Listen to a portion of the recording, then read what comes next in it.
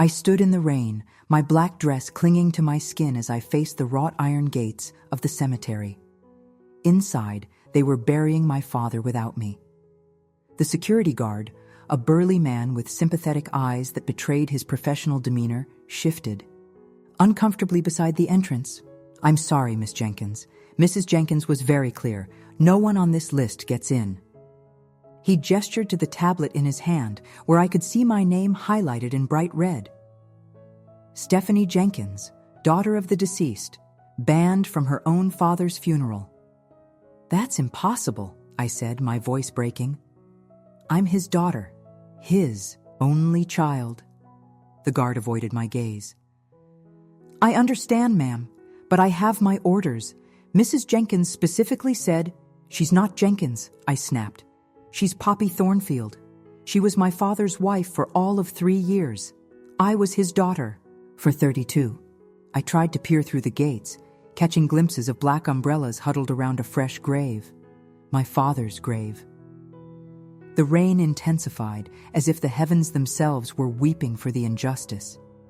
Thunder rumbled overhead as I spotted her, Poppy, standing closest to the casket, her face hidden behind a black lace veil. Beside her stood her sister, Beatrice, with her hand on Poppy's shoulder in a theatrical display of comfort. The sight made my stomach turn. 3 years ago, Poppy had waltzed into my father's life when he was at his most vulnerable, 12 months, after my mother's death, and systematically cut him off from everyone who truly cared about him, including me. "Please," I whispered to the guard, desperation creeping into my voice. He was all I had left. His expression softened, but he stood firm. "I could lose my job, miss. There's a restraining order mentioned here." A restraining order? The audacity of that woman knew no bounds. There had never been any legal proceedings, no judge's ruling, nothing. It was a blatant lie, another manipulation from the woman who had taken everything from me. I stepped back, raindrops mingling with my tears. A car horn honked behind me, and I turned to see my cousin Rebecca gesturing from her sedan. "Steph, get in. You're soaked." I took one final look at my father's funeral procession before climbing into Rebecca's car. The warmth inside did nothing to melt the ice that had formed around my heart. "She filed a restraining order against me?" I asked, my voice hollow. Rebecca gripped the steering wheel tightly. "No, she didn't. It's a bluff. Aunt Poppy doesn't have the legal standing, and she knows it." The contempt in Rebecca's voice when she said aunt was palpable. "But she hired the security and told them whatever she needed to keep you out." I leaned back against the headrest, closing my eyes. "What am I going to do, Becca? Dad's gone, and I don't even know what happened. The heart attack story doesn't make sense. He was in perfect health at Christmas, just 4 months ago."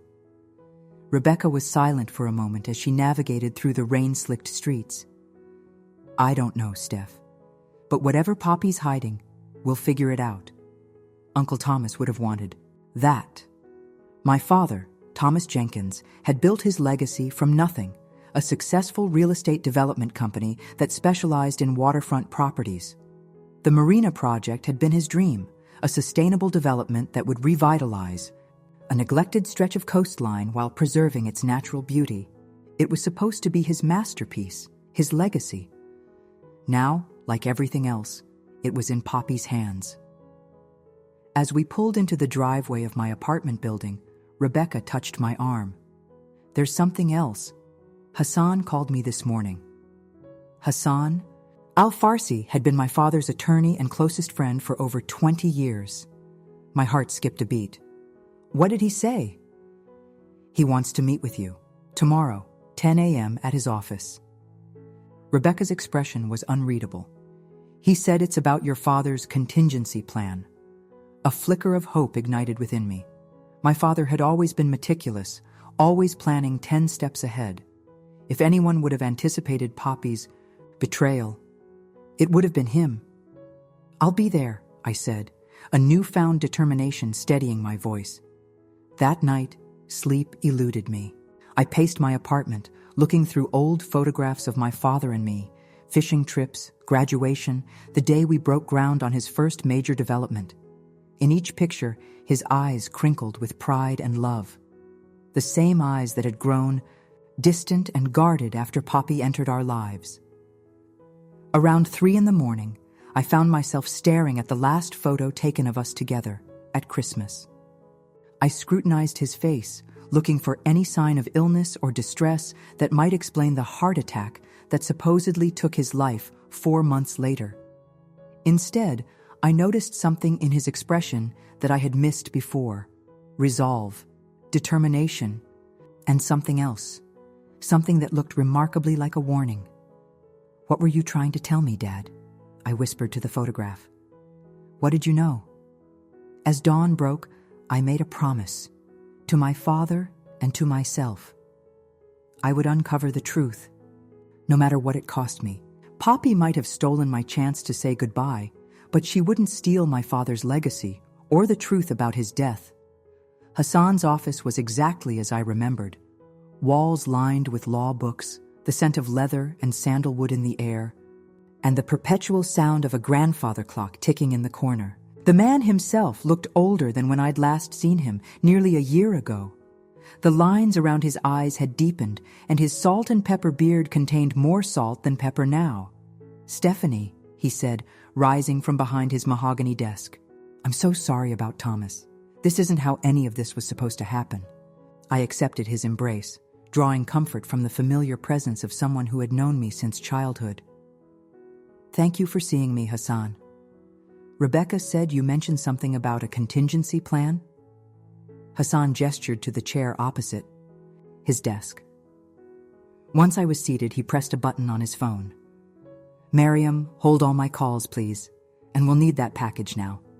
His assistant appeared moments later with a sealed envelope and placed it on the desk before quietly excusing herself. Hassan waited until the door closed before speaking again. "Your father came to see me 3 months ago. He was concerned about certain developments with the Marina project and about Poppy's involvement with her sister's investment firm." I leaned forward. "What kind of developments?" "Irregularities in the financial projections, missing funds, environmental impact reports that contradicted each other." Hassan's gaze was steady. "Thomas was meticulous, as you know. He began investigating quietly, and what he found troubled him deeply. And Poppy knew? He believed she not only knew, but was orchestrating it alongside Beatrice.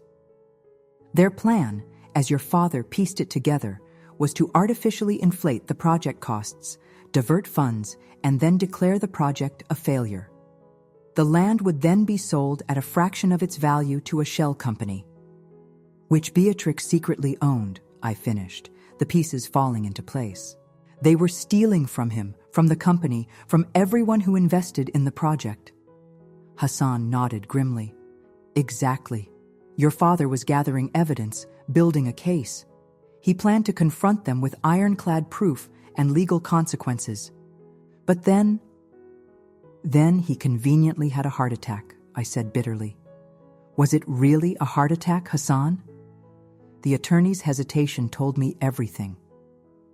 The coroner found nothing suspicious, but Thomas had expressed concerns for his safety. That's why he created this. He pushed the envelope across the desk. With trembling fingers, I broke the seal and pulled out a letter and a small USB drive. The letter was in my father's handwriting, his bold strokes instantly recognizable. My dearest Stephanie, if you're reading this, then my suspicions were correct, and I am no longer able to finish what I started. I'm sorry for the distance between us these past years. It was never what I wanted, but I needed to protect you from what I was uncovering. Poppy is not who she pretends to be. Her marriage to me was a calculated move to gain access to my company, my projects, and ultimately, my legacy. Her sister? Beatrix is the financial mastermind, but Poppy is the more dangerous of the two. She will stop at nothing to get what she wants. On this drive is everything I've gathered. Financial records, secret recordings, communications between Poppy and Beatrice, and evidence of their previous schemes in other cities, with other victims. This is your inheritance, Stephanie, the truth. Use it wisely. Trust Hassan and Rebecca. Be careful who else you bring into your confidence. The Marina project was meant to be my gift to the community, a sustainable development that honored both progress and preservation. Don't let them pervert it into another soulless money grab. I've always been so proud of your strength, your integrity, and your compassion. Those qualities will serve you well in the fight ahead. All my love, always. Dad, I clutched the letter to my chest, tears flowing freely now. For the first time since learning of his death, I felt connected to my father again. He had trusted me with his legacy, with the truth. He knew they might kill him, I whispered. Hassan's silence was confirmation enough. There's more, he said after a moment, reaching into his desk drawer. He withdrew a small key. This opens a safe deposit box at First Capital Bank, Box 427.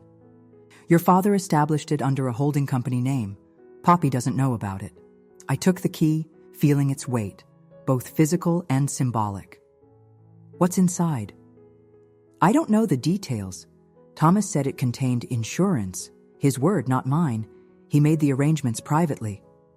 Hassan leaned forward, his voice dropping. Stephanie, you need to understand the risks.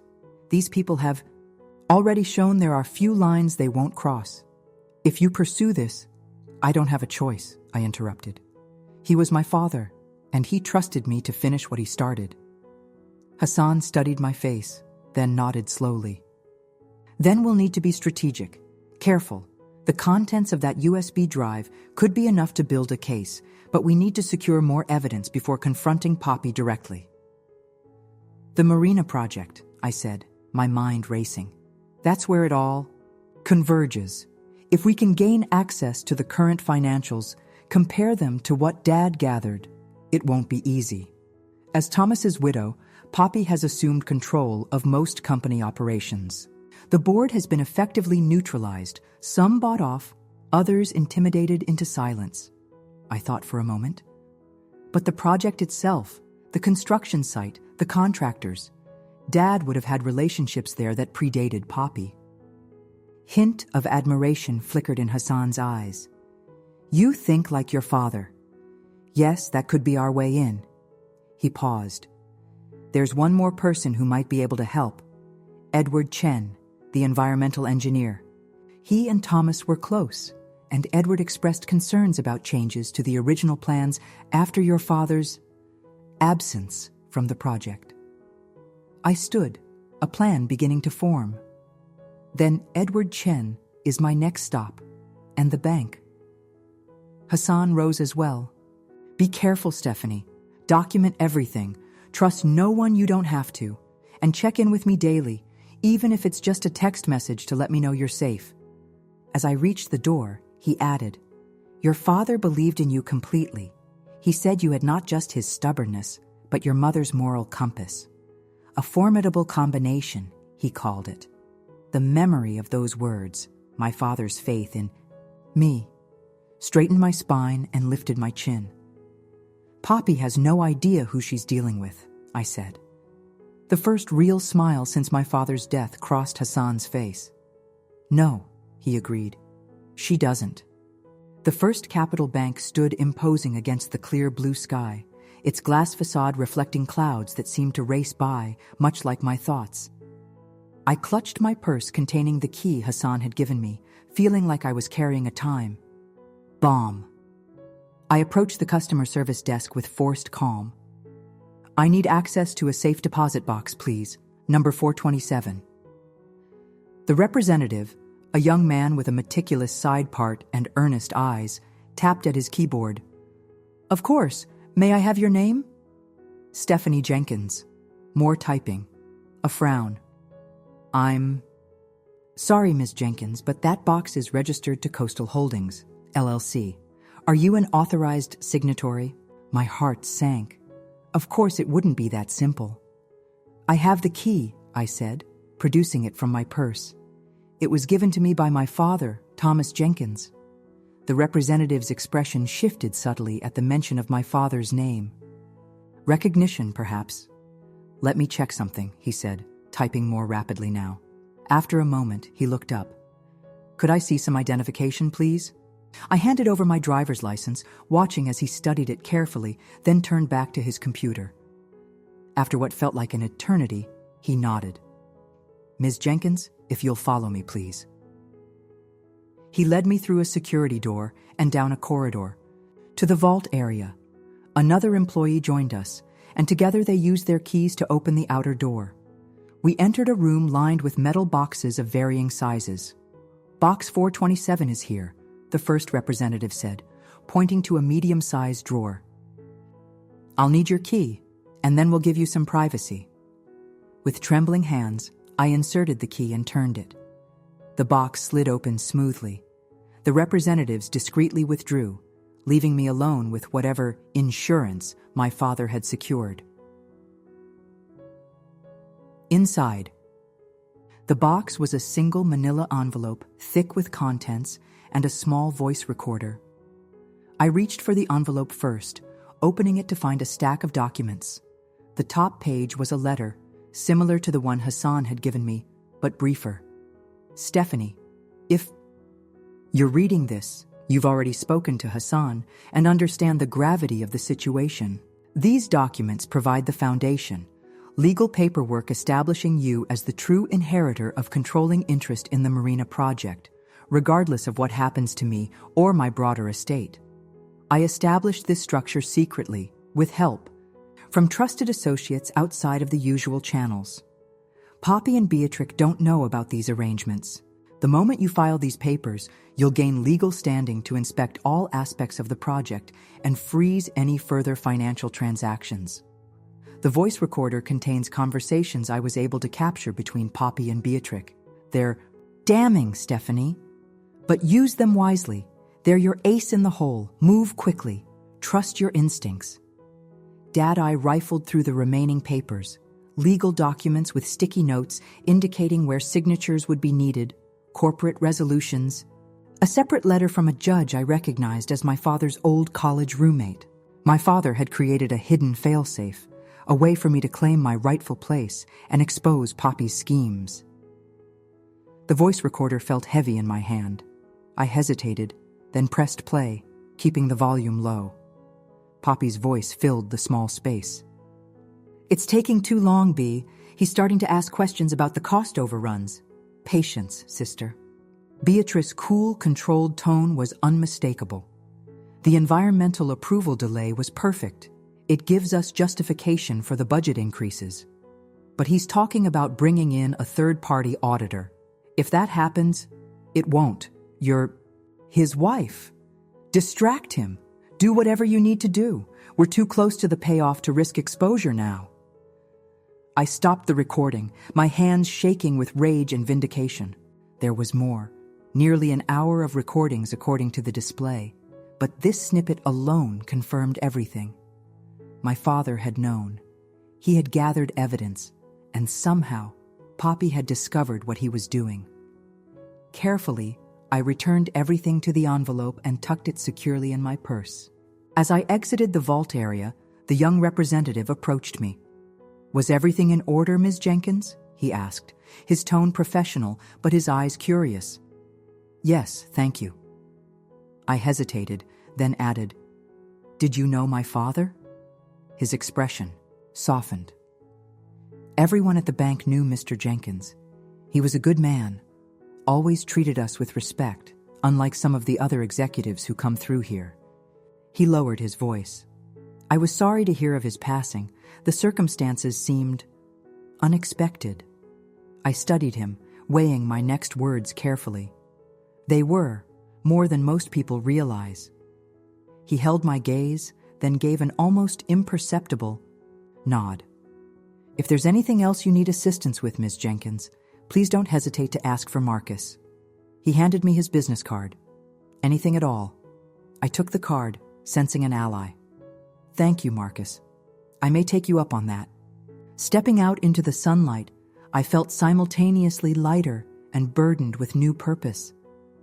I had the tools my father had left me. Now I needed to put them to use. My next stop would be to find Edward Chen, the environmental engineer. According to Hassan, Edward had been vocal about changes to the project's environmental safeguards, changes that had come after my father's death. If anyone could help me understand the technical aspects of how Poppy and Beatrix were compromising the project, it would be him. As I walked to my car, I felt a prickling sensation on the back of my neck, the distinct feeling of being watched. I casually glanced around, pretending to check my phone, and caught sight of a dark sedan parked across the street. The driver's face was obscured, but the car didn't move even as I got into my own vehicle. Trying to appear normal, I pulled out of the parking space and headed toward the marina development site. In my rearview mirror, I saw the sedan pull into traffic several cars behind me. My father's warnings echoed in my mind. Be careful who you trust. Poppy is dangerous. I needed to lose my tail before meeting Edward. Remembering my father's lessons. From our weekend drives, I executed a series of turns, finally ducking into a mall parking garage and exiting through a different level. When I emerged onto a side street, the sedan was nowhere in sight. Heart pounding, I pulled over and called, Rebecca. Becca, it's me. I need a favor. Can you meet Edward Chen instead of me? I think I'm being followed. Rebecca's response was immediate. Of course. Where? The coffee shop near the marina entrance. In an hour. I'll circle back once I'm sure I've lost them. I hesitated. And Becca? Be careful. This is bigger than we thought. I could almost see her determined nod through the phone. I've got this, Steph. Dad always said Uncle Thomas was the smartest man he knew. If he thought you could handle this, then you can. We can. After ending the call, I sat for a moment, breathing deeply. My cousin's confidence steadied me. I wasn't alone in this fight. My father had ensured that, leaving me a network of allies and the tools I needed to expose the truth. Checking one more time that I wasn't being followed, I set course for the marina site. I might not be able to meet Edward directly, but I could at least observe the project from a distance, get a sense of what had changed since my father's death. As I approached the coastline, the half-finished structures of the marina development came into view. Even in its incomplete state, I could see my father's vision, the curved lines that followed the natural contours of the shore, the integration of green spaces, the careful preservation of the existing wetlands. But there were also obvious changes. Where my father had planned a community boathouse with public access, I now saw the framework for what looked like private luxury condos. The wetlands buffer zone appeared narrower than in the original plans. And most tellingly, the sustainable energy infrastructure, solar panels and wind turbines that had been central to my father's concept, was conspicuously absent. I pulled into a public viewing area and took out my phone, snapping photos of the construction. The changes weren't just aesthetic. They represented a fundamental shift away from my father's vision of a project that served the community and respected the environment. Poppy and Beatrix were transforming it into exactly the kind of soulless development my father had spent his career fighting against. As I zoomed in to capture details of the altered shoreline, a truck pulled up beside me. I tensed, ready to drive away, until I saw the logo on the door. Chen Environmental Engineering. The driver's window rolled down, revealing a man in his 50s with weathered features and intelligent eyes. You must be Stephanie, he said without preamble. Rebecca called me, said you might be in trouble. Relief washed over me. Edward Chen? He nodded. Get in. We shouldn't talk here. There are eyes everywhere on this project now. I hesitated only briefly before transferring to his truck. As we pulled away from the viewing area, Edward spoke again. Your father was a visionary, Miss Jenkins. What they're doing to his project is a travesty. But it's worse than that. It's dangerous. The modified plans ignore critical erosion control measures. If they build according to these new specifications, the first major storm could cause catastrophic damage, not just to the marina, but to the entire coastline. They don't care, I said bitterly. It's just about extracting as much money as possible before they walk away. Edward's grip tightened on the steering wheel. That's exactly right. And they've been pressuring my firm to sign off on these changes, threatening to replace us if we don't comply. Your father would never have stood for it. He didn't, I said, quietly. And I think that's why he's dead. Edward shot me a sharp glance, but didn't seem surprised. I suspected as much. Thomas was asking a lot of questions in the weeks before his death. He requested copies of all the original environmental impact studies, specifications, budgets. He knew something was wrong. He left evidence, I told him.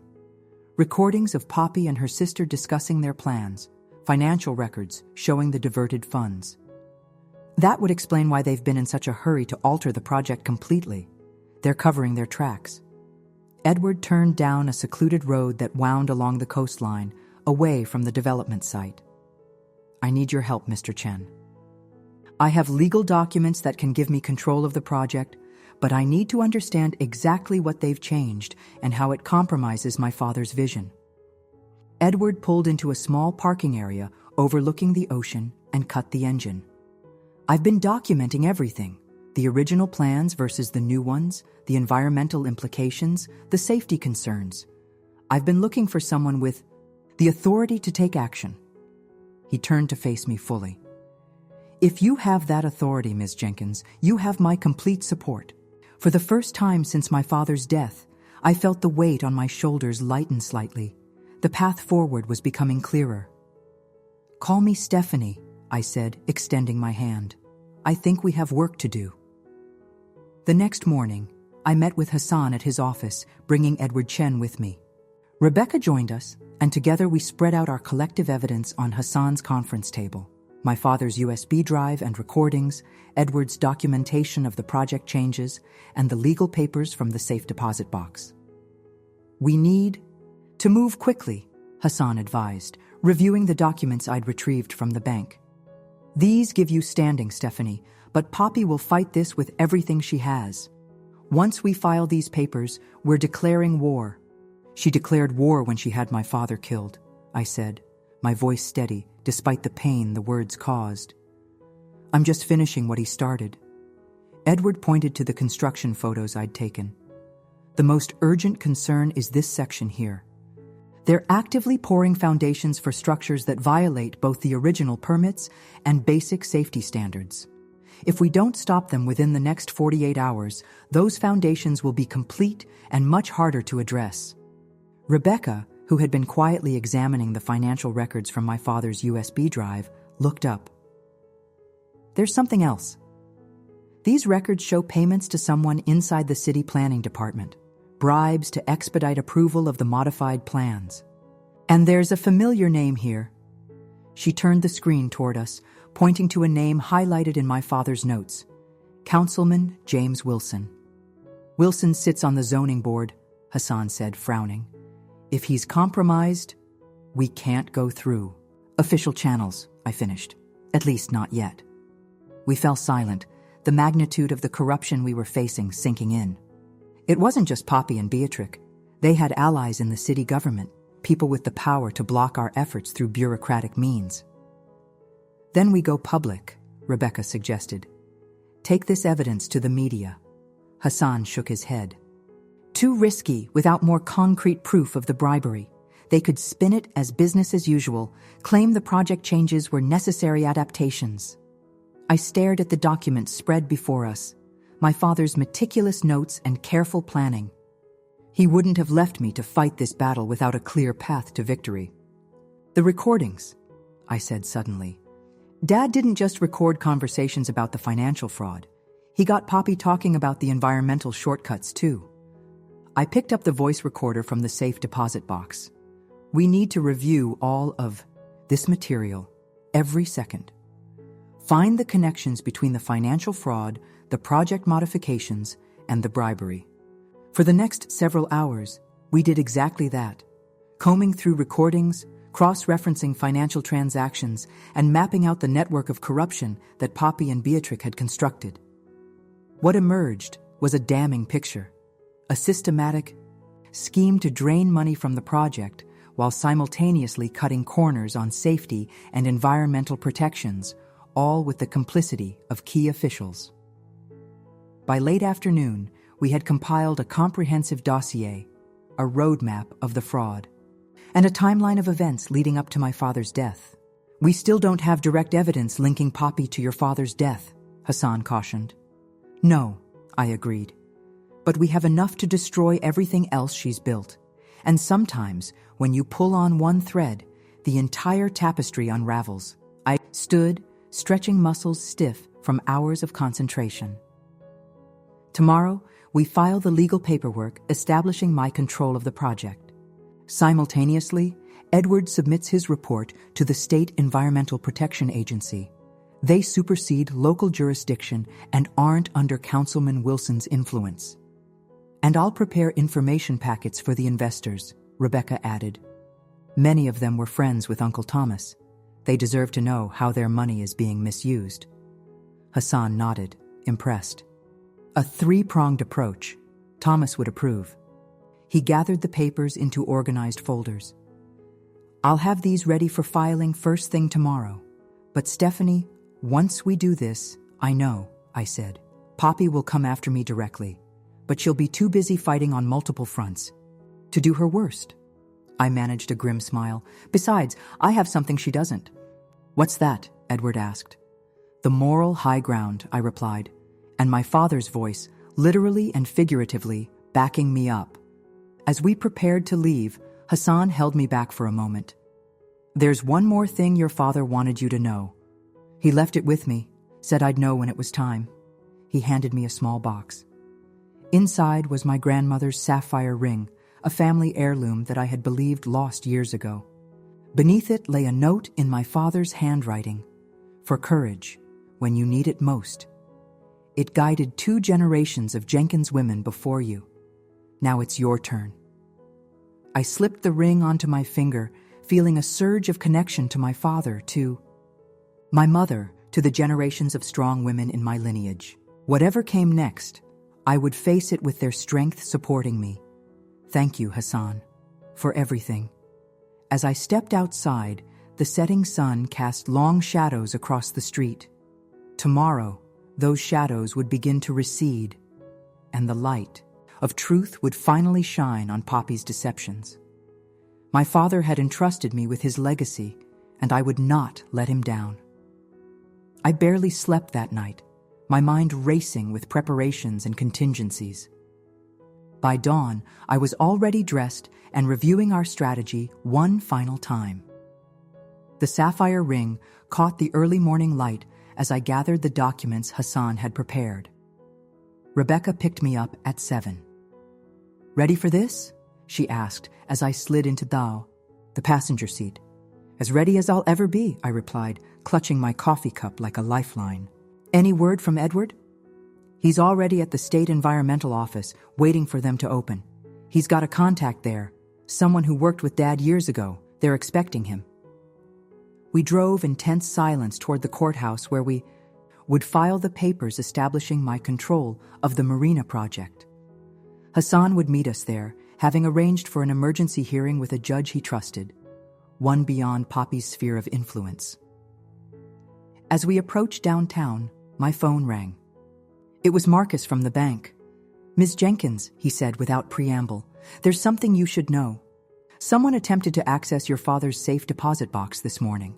A woman claiming to be his legal representative." My blood ran cold. "Poppy?"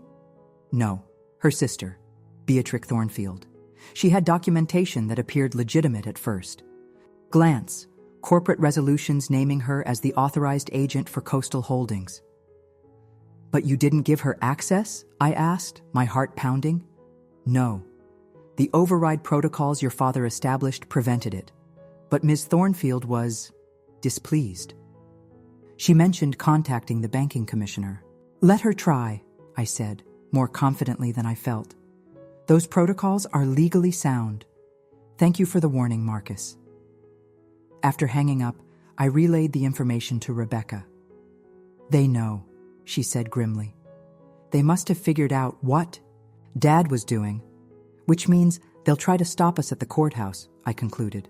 We need backup. I dialed Edward's number, explaining the situation. He immediately offered to send 2 of his colleagues to meet us, engineers who had worked closely with my father and were equally committed to preserving the integrity of his project. Next, I called Hassan.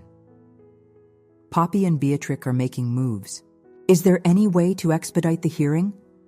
I'll see what I can do, he promised. In the meantime, don't stop for anyone and come directly to my office instead of the courthouse. We'll go in together. As Rebecca changed course toward the law offices, I noticed a black SUV merge into traffic behind us. We're being followed, I murmured, trying not to be obvious as I checked the side mirror. Rebecca glanced in the rearview mirror. 2 cars back? Tinted windows? That's the one. Without warning, Rebecca executed a sharp turn down a one-way street, then another, navigating a labyrinthine path through side streets and alleys. The SUV attempted to follow but got caught behind a delivery truck after one particularly tight maneuver. Dad taught me defensive driving when I got my license, Rebecca explained with a tight smile, said it was an essential skill for a Jenkins. We reached Hassan's office building without further incident and hurried inside. Hassan met us in the lobby, accompanied by 2 uniformed police officers. Stephanie, Rebecca, this is Detective Rivera. And Officer Chen. They're here about a different matter, but I've briefed them on our security concerns. Detective Rivera, a sharp-eyed woman with an air of quiet authority, nodded to us. Mr. Al-Farsi has been assisting us with an investigation into fraudulent real estate transactions. When he mentioned your situation, we recognized some overlapping patterns. The Marina project? I asked, among others. We've been tracking similar schemes in 3 neighboring counties, luxury developments that suddenly change direction, cut corners, and end up benefiting the same small group of investors. This was an unexpected development, and potentially a crucial alliance. We have evidence, I told her. Recordings, financial records, documentation of bribes to city officials. Detective Rivera's expression remained professional, but I caught a flicker of interest. We should talk, Ms. Jenkins, but first, let's get you to that hearing safely. With our police escort, we made it to the courthouse without incident. Edward was waiting for us, along with his colleagues. The hearing itself was brief but decisive. The judge, after reviewing the documentation my father had prepared, granted me temporary controlling interest in the Marina project pending a full investigation of the financial irregularities. This restraining order prevents any further construction or financial transactions related to the project for the next 30 days, the judge explained, signing the final document. Ms. Jenkins, as temporary controller, you are authorized to bring in independent auditors and inspectors to evaluate the current state of the development. It was a significant victory, but only the first step. As we exited the courtroom, Hassan's phone rang. He answered, listened briefly, then turned to me with a concerned expression. That was my secretary. Poppy just arrived at my office with her attorney, Carter Williams. I recognized the name. Williams was notorious, a shark who specialized in corporate takeovers and had a reputation for bending ethical boundaries to their breaking point. She's looking for us, Rebecca said. No, Hassan corrected. She's looking for the documents, anything that might reveal what we know and what evidence we possess. Detective Rivera stepped forward. My team can secure Mr. Al-Farsi's office. We have sufficient grounds for a related investigation. Hassan handed her his keys. Top right drawer of my desk. There's a false bottom. You'll find a sealed envelope with additional evidence related to your case. As Detective Rivera departed with Officer Chen, Edward approached with a tablet in hand. The State Environmental Agency has agreed to conduct an emergency inspection tomorrow morning. They're taking the safety concerns seriously, especially given the proximity to hurricane season. Another piece falling into place. I felt a surge of gratitude for these allies, people who had respected my father and were now honoring his memory by helping me expose the truth. What's our next move? Rebecca asked. I considered our options. We need to secure the project site itself. With the restraining order in place, we have legal authority to post security and prevent any further unauthorized changes. Edward nodded. I can arrange that through my firm. We have a security contract for several coastal projects. Good. And we need to alert the investors, the legitimate ones who believed in Dad's vision. They deserve to know what's happening. Hassan consulted his notes. I have the investor list from your father's files. I can begin making calls this afternoon. As we outlined our next steps, my phone chimed with a text message. Unknown number. We need to talk. About Thomas, about what really happened. Meet me at Harborview Park, 7 p.m. Come alone. M. Who's M? Rebecca asked, reading over my shoulder. I shook my head, puzzled. I don't know. Someone with information about Dad's death? It could be a trap, Hassan warned. Poppy trying to get you isolated. Or it could be someone who knows the truth and is afraid to come forward publicly, I countered. Either way, I need to find out. You're not going alone, Rebecca insisted. No, I agreed. But I need to appear to be alone. Whoever this is, they're taking a risk contacting me. I don't want to scare them off. We devised a plan. I would go to the meeting point, but Rebecca and Edward would position themselves nearby, within earshot but out of sight. Detective Rivera, when informed, offered to have an unmarked car in the vicinity as well. As evening approached, I found myself standing at the edge of Harborview Park, watching the sunset paint the sky in shades of orange and purple. The beauty of it struck me as incongruous with the ugliness of the situation I was facing. My father had loved this view. It was one of the reasons he'd chosen this location for the marina project, wanting to preserve public access to such natural splendor. At precisely 7 p.m., a figure approached along the waterfront path. A woman, in her 40s, professionally dressed, her movements betraying her nervousness. As she drew closer, I recognized her. Miranda Collins, Poppy's personal assistant. Thank you for coming, she said, her voice barely above a whisper. She glanced around furtively. I don't have much time. She'll notice I'm gone. What do you know about my father's death? I asked directly. Miranda wrung her hands. I overheard things. Conversations between Poppy and Beatrix. They knew Thomas was gathering evidence against them. Beatrix wanted to buy him out, but Poppy... She trailed off, clearly struggling with what she needed to say. Poppy what? I pressed. She said. He was too stubborn that he'd never let go. That sometimes problems needed more permanent solutions. Miranda's eyes filled with tears. 2 days later, he was dead. I didn't make the connection immediately, but then I found something while organizing Poppy's files. She withdrew a small bottle from her purse and handed it to me. This was hidden in her personal safe. The label says it's heart medication, but I recognize the symbol. My brother is a pharmacist. It's not medication. It's a compound that mimics the effects of a heart attack, untraceable in standard toxicology reports. My hands trembled as I accepted the bottle. You're saying she poisoned him? Miranda nodded miserably. I believe so. And I think she knows. I suspect something. She's been watching me, changing my duties, restricting my access. I'm afraid, Ms. Jenkins. Why come forward now? Because of what they're doing to the marina. Your father showed me the original plans. Once, he was so proud of the community spaces, the environmental protections. What they're building now is an abomination, and people could get hurt if those modifications aren't corrected. She took a deep breath. Thomas Jenkins was a good man. He didn't deserve what happened to him. I studied her face, seeing genuine distress and what appeared to be authentic remorse for not speaking up sooner. Will you make a statement to the police, officially? Miranda hesitated, then straightened her shoulders. Yes, but I'll need protection. Poppy has connections everywhere. I can arrange that, I assured her, thinking of Detective Rivera. We're building a case against her, financial fraud, environmental violations, bribery of public officials. Your testimony about my father's death would complete the picture. She's dangerous, Miranda warned. More than you know.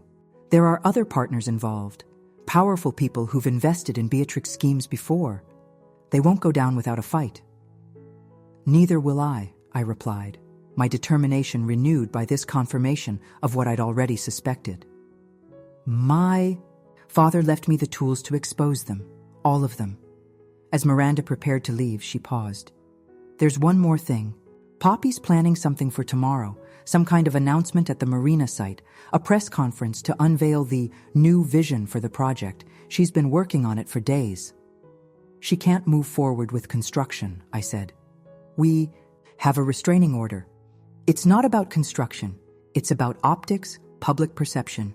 She's trying to get ahead of any potential scandal, paint herself as the visionary carrying on Thomas's legacy. Miranda's expression hardened. She's using his name, his reputation, to legitimize what they've done. The thought of Poppy appropriating my father's vision, twisting it to serve her corrupt purposes, filled me with cold fury. Thank you for telling me this, and for coming forward. It took courage. Miranda gave a sad smile. Your father always spoke highly of you, even when Poppy tried to poison his thoughts. He said you had his determination, but a stronger moral compass. I think he was right. After she left, Rebecca and Edward emerged from their hiding spots. We heard everything, Rebecca said, her face pale. That bottle, it's evidence of murder. I need to get it to Detective Rivera immediately, Edward agreed. And arrange protection for Miranda. I nodded, still processing what I'd learned. And we need to be at that press conference tomorrow. Poppy thinks she's going to rewrite my father's legacy in front of the media. Instead, she'll face the truth. And me. The morning of Poppy's press conference dawned clear and bright, the kind of perfect day that would have delighted my father. As I prepared for the confrontation ahead, I moved with a sense of purpose that had been absent in the weeks following his death. No longer was I simply grieving. I was fighting for justice, for truth, for his memory. Detective Rivera had taken possession of the bottle Miranda provided, sending it for expedited analysis. Miranda herself was now in protective custody, giving her formal statement about what she had witnessed in the months leading up to my father's death. Hassan, Rebecca, Edward, and I gathered at Hassan's office to finalize our approach. The press conference was scheduled for noon at the marina site, a symbolic location meant to showcase Poppy's supposed commitment to completing the project. The environmental inspectors arrived on site an hour ago, Edward reported, checking his phone. They've already documented numerous violations of the original permits. The state agency is preparing cease and desist orders independent of our restraining order. And the financial audit? I asked, turning to Hassan. Underway. The preliminary findings confirm what your father suspected: systematic diversion of funds, inflated costs, phantom expenses. The paper trail leads directly to Beatrice's investment firm. Rebecca, who had been monitoring social media and local news, looked up from her laptop. Poppy's PR team has been working overtime. They're framing today's announcement as honoring Thomas Jenkins' vision while adapting to market realities. They've even got Councilman Wilson scheduled to speak. The same Wilson who appears in the bribery records, I noted grimly. They're closing ranks. Not for long, Hassan said. Detective Rivera just texted me. The analysis of the bottle confirms Miranda's claim. It contains a compound that can induce symptoms identical to a heart attack. They're securing a warrant for Poppy's arrest as we speak. A weight lifted from my chest. Vindication, justice for my father coming into focus. Will they serve it at the press conference? No, Hassan said. Rivera wants to handle it discreetly, away from the media circus. But she's given us clearance to proceed with our plan to publicly challenge the project changes. I nodded, understanding the strategy. The criminal investigation would follow its own course, But today was about reclaiming my father's legacy and exposing the corruption that had infected his final project.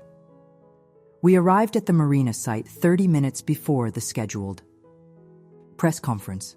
A stage had been erected overlooking the partially constructed development, with rows of chairs for invited guests and a separate area for press. Poppy was nowhere in sight, likely preparing her grand entrance.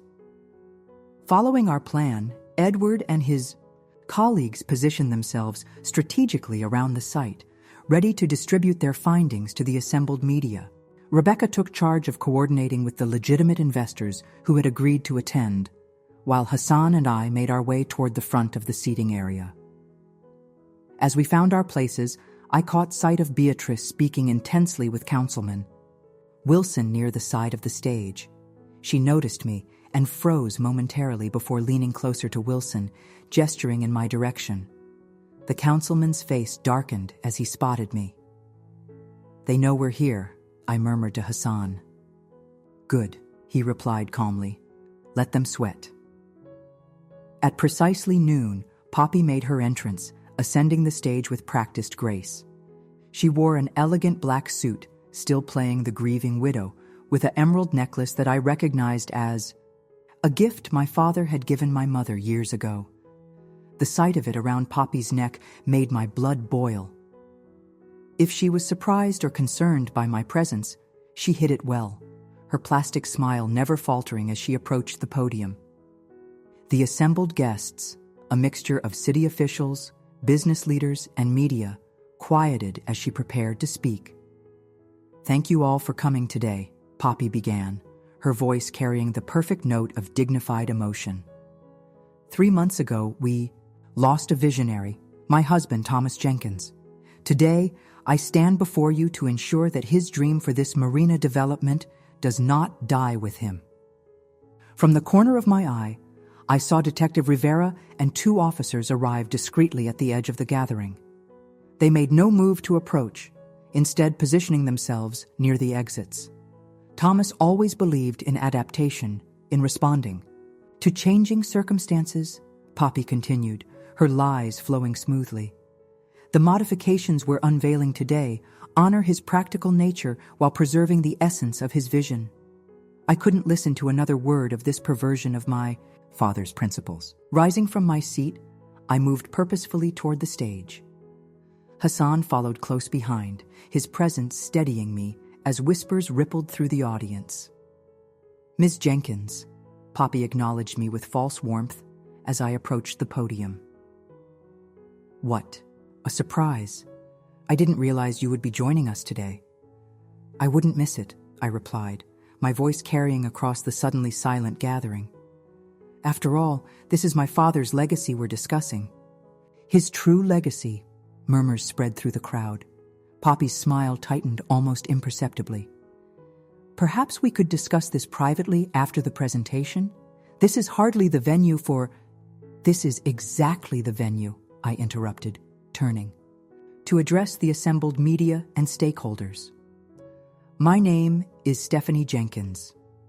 Thomas Jenkins was my father, and what you're about to hear from Mrs. Thornfield is a complete misrepresentation of his vision and his values." Beatrix started toward the stage, but Detective Rivera intercepted her with a quiet word that stopped her in her tracks. I continued, gaining confidence with each word. "My father dedicated his career to responsible development, projects that balanced economic growth with environmental stewardship and community benefit. The modifications being proposed today betray every principle he stood for." Pulling out copies of Edward's findings, I held them up for all to see. Independent environmental engineers have documented dozens of violations in the current construction, shortcuts that put profit above safety, changes that were never approved in the original permits. Poppy attempted to reclaim control. "These are technical matters that can be addressed. They're symptoms of a larger fraud," I countered as Hassan distributed financial summaries to the press representatives.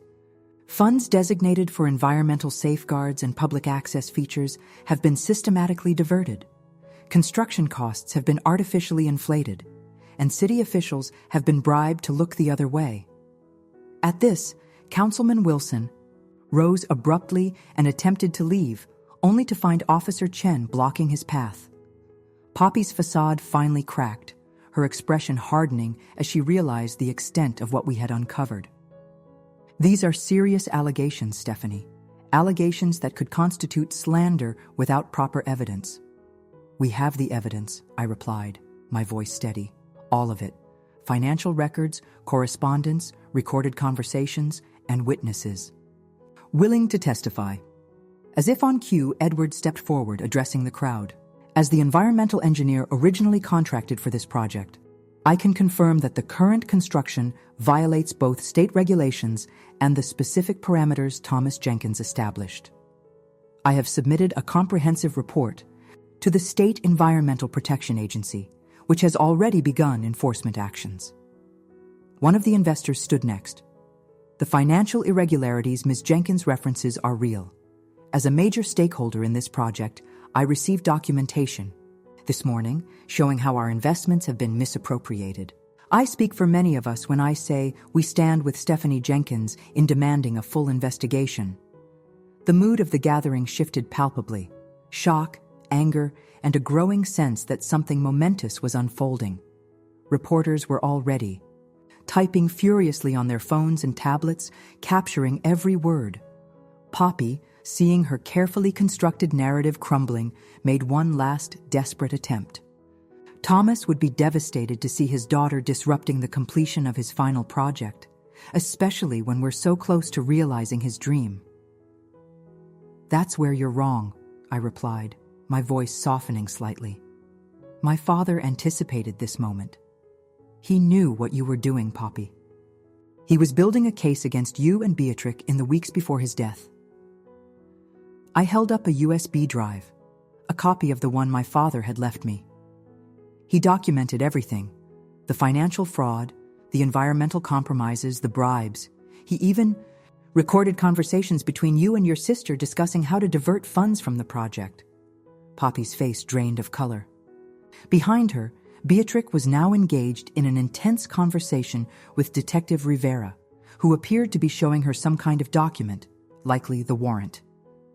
But the most damning evidence, I continued, my voice now carrying an edge of controlled fury, concerns what really happened to my father.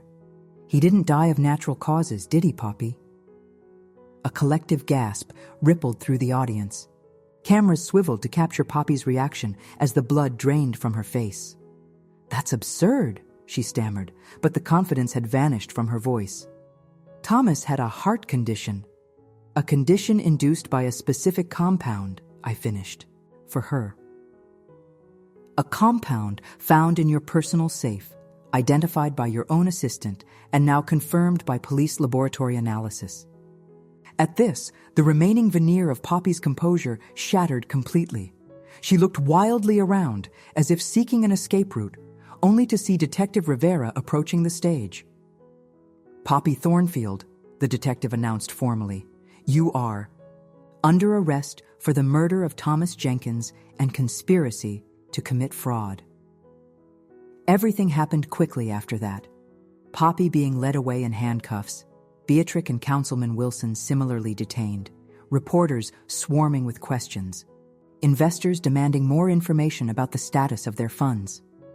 Through it all, I stood on that stage, my father's USB drive clutched in my hand, watching as the web of lies and corruption he had worked so hard to expose finally unraveled. There was a symmetry to it. This place, this project that had been his dream, now becoming the site of vindication for his memory. Hassan approached, placing a supportive hand on my shoulder. You did it, Stephanie. Thomas would be proud. We did it, I corrected him, glancing around at the allies who had helped make this moment possible. Rebecca, Edward, Detective Rivera, the investors who had believed in my father's vision enough to stand with me. Dad made sure I wouldn't have to fight alone. As the immediate chaos subsided, reporters began approaching me for statements. With Hassan's guidance, I provided a brief overview of our findings and announced my intention to restore the project to my father's original specifications, emphasizing the environmental protections, community access, and sustainable design, elements that had been central to his vision. This marina will be built as Thomas Jenkins intended, I concluded. A development that serves both economic and community interests, that respects its environmental context, and that stands as a testament to responsible growth.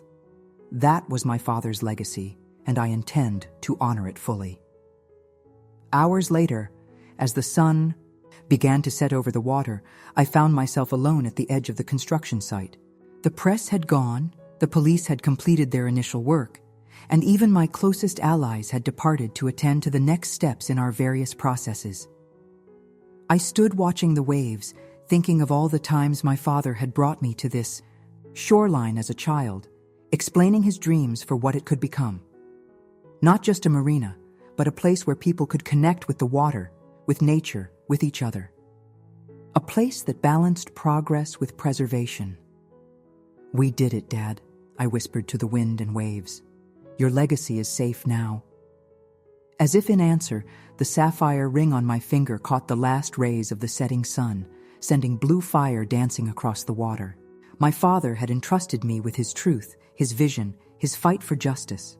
In honoring that trust, I had found my own strength, a strength I would need in the days ahead as we worked to rebuild what Poppy and her conspirators had tried to destroy. The path forward would not be easy. There would be legal battles, financial challenges, construction problems to solve. But for the first time since my father's death, I felt truly capable of facing whatever came next. I had reclaimed not just his legacy, but my own sense of purpose. As darkness fell over the water, I made a silent promise to my father, to myself, to the community this project would serve. This marina would be built right.